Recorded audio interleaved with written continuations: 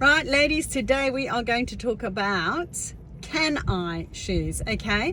So my Super Soul Sisters, this is something that I actually picked up from Tony Robbins. He is a master of this, and a lot of, if you are in the achievers and overachievers club, this will be something that will really float your boat. Okay, it's more of a challenge for people who are less likely to be inclined to stretch their boundaries, which we spoke about already yesterday in our last video around stretch shoes. But it's where you're constantly looking to improve yourself, getting yourself to be the very best that you can possibly be.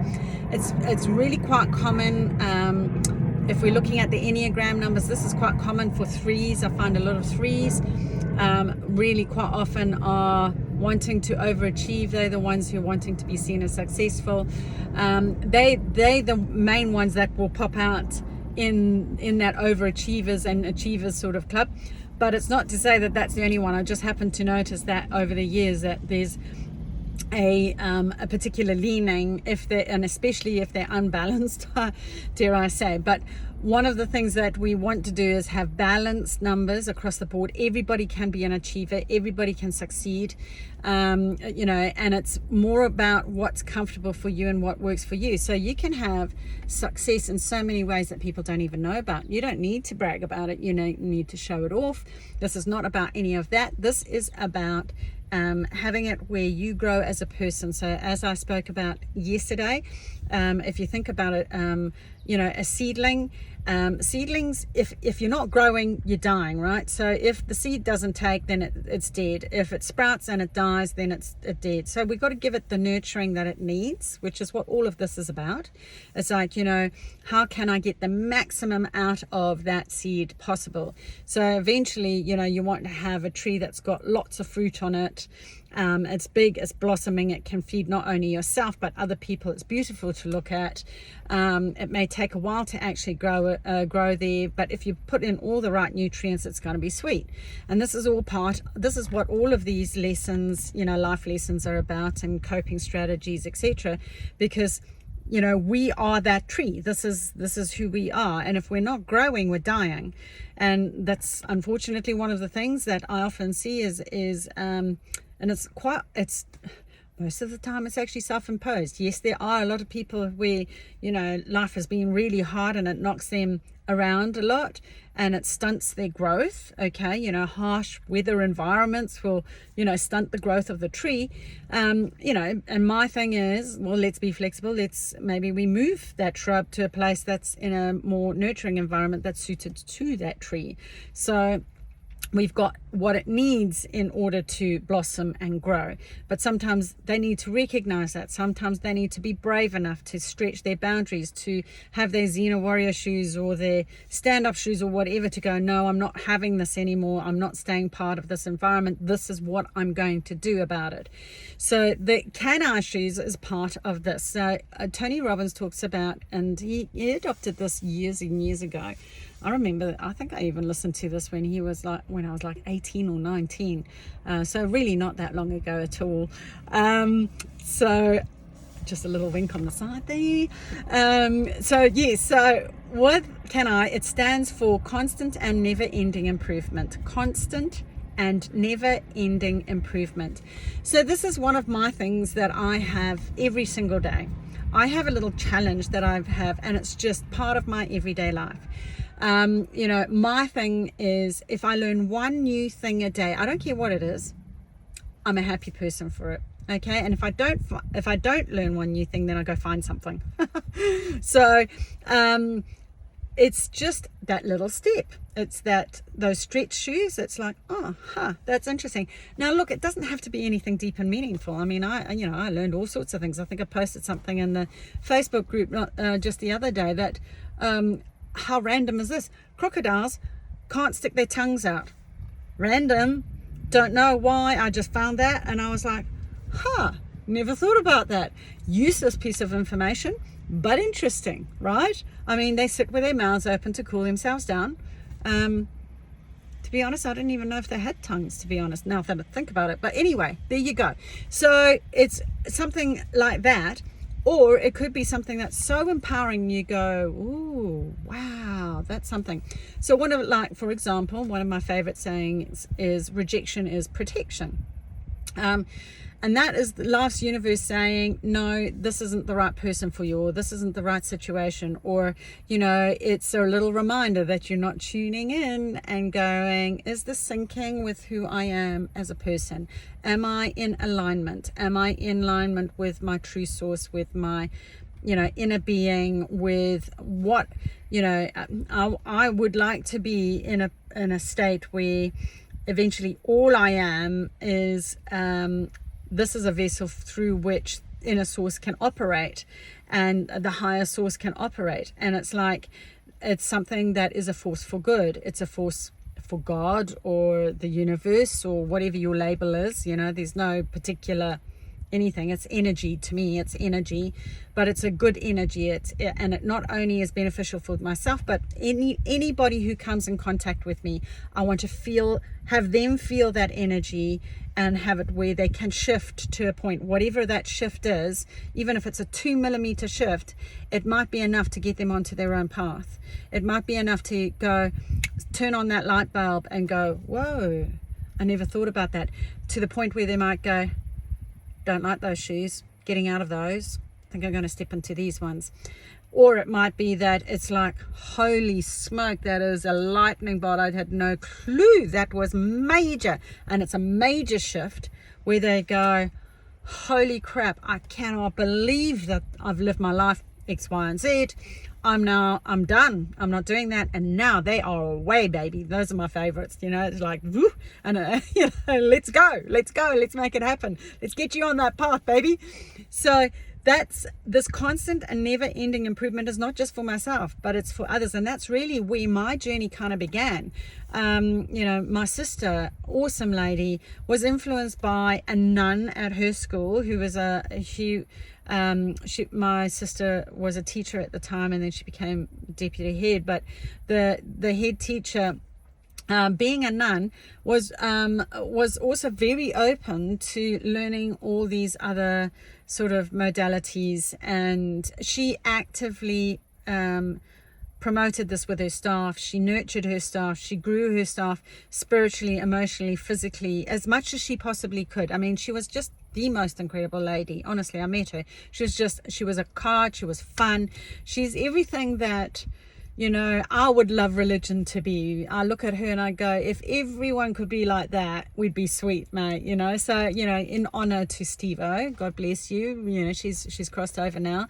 But if that lady hadn't have had that impact on my sister would not have bought Tony Robbins tapes. Back in the day, these were the cassette tapes, audio tapes for those young ones amongst us. And then I went, when I was 18 years old, over to see my sister, and she lent me these tapes, and they were game changers for me. I was like, it was suddenly like someone lifted the blinders off, and I was like, oh, right, is that how that works? And that's where that constant and never ending improvement was doing. And I was about to go for my laps in the pool, and I was listening to this, and it was like constant. So for me, the constant and never ending improvement was learning something and then going swimming. Then I had another experience where I landed up doing another course at Landmark Forum, which I fell into because a friend of mine had suggested when we went to watch, ironically, the Titanic. And Stacey, you are one of my members, and I have to thank you, darling. You know who you are. And she was incredible. She said to me, oh, do you know what? And it was a clear as day moment. It was quite incredible, actually. It was when the Titanic was sinking, and like things weren't overly great in my life at that stage, and it kind of felt a little bit like that, where the big ship was going down. And then she just happened to mention in that moment of it going down, the Titanic sinking, She said to me, I've gone on this course. She said something quite profound, and I said, what wow, where did that come from? And she said, oh, this course that I did, Landmark Forum, you should go to it.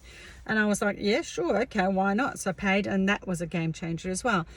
But I didn't do all of those courses to benefit anybody else. At that time, it was just for my own personal development. But what I landed up having was all sorts of people could see that there was a big change and influence coming out of me. My degree was in psychology anyway, so I had a natural propensity for helping people. But the learning came to change my life, to shift things. It was purely selfish motives, if I'm really honest with you. Let's get real here. Shoes off what's really going on, peeps. We know those sessions, or I'm going to be starting those, by the way. Those are going to be group sessions where it's like, let's go hard, let's go deep, let's find out what's really going on. Take your shoes off, tell me exactly what's happening, and then we can actually have those kind of conversations so that we can do some real shifting in there for you to get you on your path, in your shoes, going your way. And eventually what was happening was people were saying to me, well, Vicki, there's been this big shift for you, could you do that for me? And that's really how this all my coaching stuff landed up, because I wasn't really planning on, I ended up doing courses that actually gave me a certification. I wasn't really after the certification. I was actually just doing it for self-development and self-help and self-awareness and self-improvement. So constant and never-ending improvement became a part of my life, and taking those little steps every single day, learning from as many masters as I possibly can. So, and every day without fail, and this is a typical scenario as well of very high achievers. I'm not saying that I am one. I mean, maybe one day I will be, who knows? I mean, God willing, maybe it'll be possible. But really highly successful people read a book almost, I think it's a week, or is it even a day? But I think it's a day, and they are avid learners, avid. They are constantly learning something new. So I struggle with reading. I have such a busy lifestyle that by the time I get to a book at the end of the day, I struggle to get through 2 pages. Like I am gone. I'm out for the count. Like, I have done my carpe diem, and when I hit the sack, that's it. I'm gone. So I find it really difficult actually reading. So I've had to adapt. I had to be flexible. I had to get my flexibility shoes on and step into a thing of like, well, the reading thing's not really happening for me, because I fall asleep on the second page. Then what I have to find is I have to reread that the next day. So I'm actually only clearing like 1 page a day. It's going to take me forever to get through these damn books. So I've gone audio, and I do audios, I do podcasts, I do things like this, and I combine it with exercise. Why do I do that? Because it increases your learning capacity significantly. When you are doing something physical activity incorporates your absorption level of learning significantly. And even if you can get to the point where, especially if there's points that you need to write down, if you actually write it down, you've got a much higher chance of actually remembering it and creating a shift as well. But obviously if you're exercising, that's not possible. So what I often do is, what I always do is, it's part of my daily regime. I go for a walk or a run or it's more like a jog, if I'm honest. Whatever my form of exercise, it might be weights, it might be yoga. Sometimes I don't do it during yoga time, because I do actually want that quiet time. But chore university, big time. I call it chore university. So I can't stand my chores. I can't, they're just like a bane of my life. It's like they're just really to clean the floor. So I've got an automatic, one of those Roombas. Oh, best things ever. So I don't have to worry about that. So I've automated as much as I possibly can. So I minimize my chores, because chores equal grind to me. And there are some people who enjoy it, and I admire these people. I have a friend who loves to clean, and she gets a high out of it. It gives her a kick. She says it gives her a sense of feng shui, and I do get the feng shui, but I like to get the feng shui without me having to do the getting to the feng shui bit. Maybe that's a reflection of my personality, people. Anyway, so my whole point though is that it's a grind for me. So it's a grind, I go, right, how can I make this, how can I adjust it so that it's not? So I turn it into my university time, and then it just goes like that. So I listen to TED Talks and podcasts and, you know, audio tapes and audio books and, you know, anything. If there's a free class, a master class from Mind Valley, from Tony Robbins, from Jim Rohn, to, you know, it doesn't matter. If it's something new, I'm into it, and it's all personal development stuff, because if I can learn another tool that I can then feel has made a big shift in my life, I'm going to use that tool and put it in that little toolkit, that emotional toolkit that I was telling you about that I'm selling, that all our lovely ladies, you want to have in your handbag, your little emotional toolkit, so you can go out there and you can go, oh, I'm not seeing clearly today, I'm just going to clean that up. Right, okay, you know, right, yes, I'm going to put these glasses on, and that's going to give me the vision that I need to actually see what's really going on. Or it might be, do you know what, I'm feeling anxious, I whip out my little tool and I'll go, it might be tapping, it might be breathing. Yes, you do need to have an open mind for some of this stuff, because honestly, I was like at a point where I was like, I'm not too sure if that's really, it sounds a bit hinky. Do you know what my thing is, and this is what it is with that constant and ever improving stuff, is that I don't really care if it shifts the bar. Do I care? Do I care if it's a little bit unusual?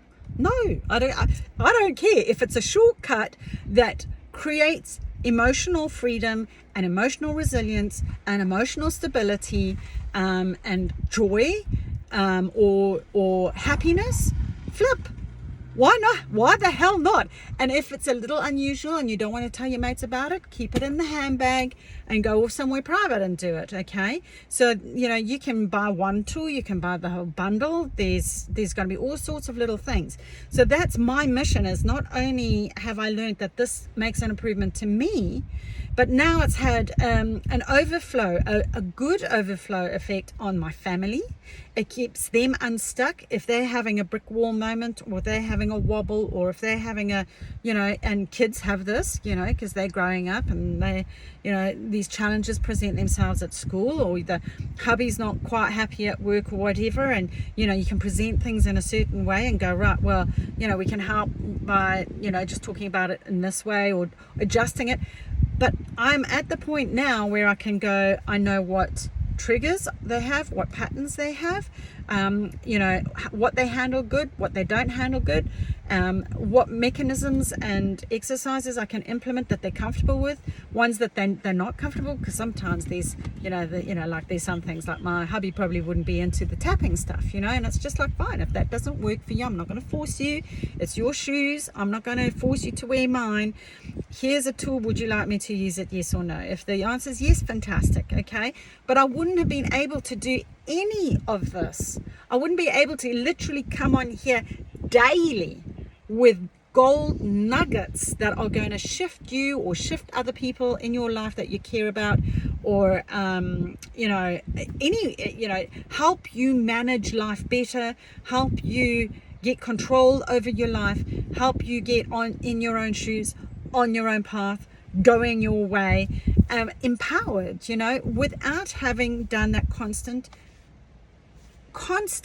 every single day, a never-ending improvement. I have my CANIs on all the time. I mean, it's just it's just habit now. I don't even think about it. I wouldn't dream for 1 second, if I wasn't with someone, I wouldn't dream for 1 second of going for a walk without learning something. So I'm not saying music and stuff like that, unless it's binaural beats or tripneural beats, where it's actually going to sync with brain activity. There has to be a purpose. There has to be some form of improvement.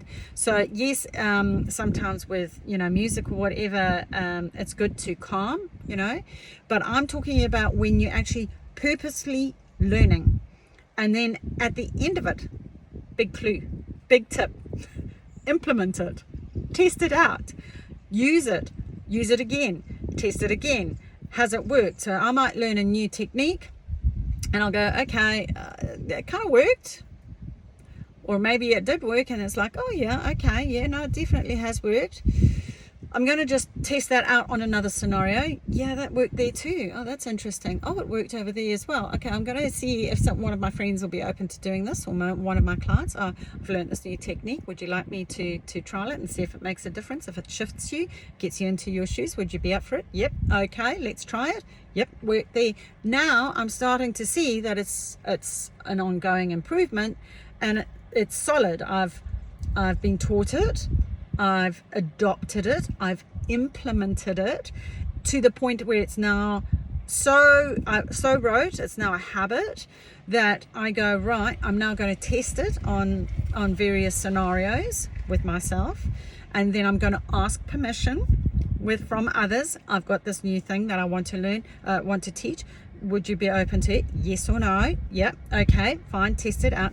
And when you've got enough evidence that it is actually solid and it does what it says it can go in the emotional toolkit.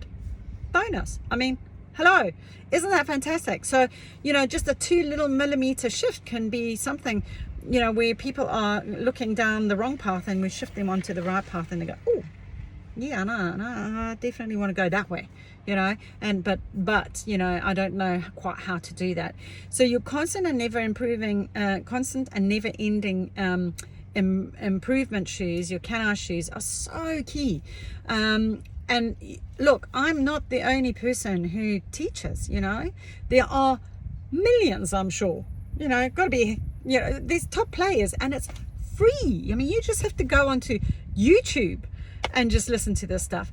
I would also say, though, just with your exercising, what I do is I use half my walk for learning, and the other half of my walk or run or whatever, my jog, for being fully present, so that you're not drowning out everything that's happening in your environment as well. You want to connect with nature, you want to hear the birds, you want to hear. I just wanted to add that in, just so that you guys are aware that it's not always drowning out with learning something on a device or something like that, but really great for chores. Oh, another one, driving the car. If you're stuck in traffic, you might as well be learning. That's what I look at it as. You might as well get something out of it, especially if you're in the big city and you're going to be sitting in the jolly traffic for hours, or on a tube if you're overseas, or on a train. You might as well just plug in and then make notes, because if you're on a train or something, you actually can, go to Notepad and start putting things down, or store it in Word, or whatever the case may be. So I really hope you found that useful. My challenge for you is to go find something aside from this. My ideal scenario would be that you subscribe to my channel and that I become part of your chore university every single day, so that I can help you get in your shoes on your path, your way. But it doesn't have to be only me. There are so many wonderful teachers. Find what floats your boat, find what shoes suit you best, and just go. It'll be something that catches your attention. You go, yeah, okay, yeah, I'll listen to that, and do your chores and learn something while you're about it. So, hope you found that useful. If you did, please like, share, and subscribe if you are watching in YouTube. And if you are in my Facebook group, thank you very much for joining me once again. And just tell me, what are you prepared to do? What CANI shoes are you going to adopt as of today? You could even just do the research on different options and just share in the comments box below. All right. Thank you so much. And I look forward to seeing you again tomorrow. Namaste.